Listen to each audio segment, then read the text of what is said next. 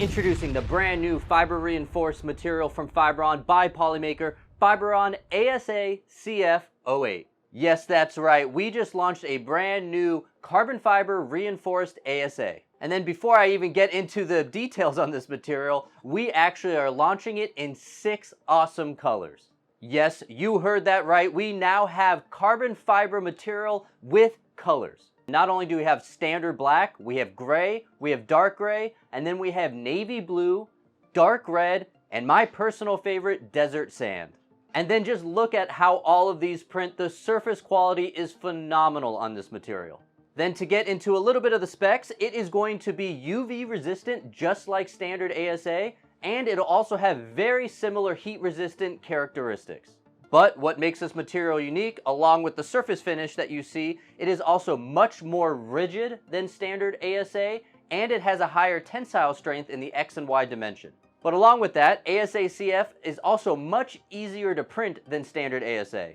You pretty much don't need to worry about warping or delamination at all. You can even print small objects on an open printer, and it also prints overhangs super cleanly. The scientists I just showed all printed without any support material, and you can see the overhangs are crisp. So what will this material be great for? Pretty much anything you want to use outdoors and you want it to be rigid, or you just want an awesome surface finish. I printed this phone holder for my bike designed by Dice because I want to get back into bike riding a little bit, and it'll work perfectly for this application. And then also ASA-CF also has a relatively low density, so it'll work great for something like a drone arm. This stuff is going to be UV resistant, heat resistant, rigid, and more lightweight than standard ASA. There are just a couple of notes to mention when printing with ASA-CF. First of all is you're going to need a hardened nozzle because it is abrasive with the carbon fiber. And then another important note is that it is brittle on the spool.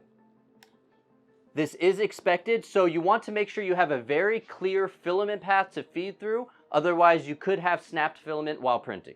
And then finally, even though this could technically print on an open printer, we do suggest using a closed printer, and we do suggest having proper filtration and ventilation when printing with it. But assuming you have a clear filament path, a hardened nozzle, and some good ventilation, then you should get some phenomenal prints using ASA-CF08. What are you waiting for? Go check it out. I promise you won't be disappointed.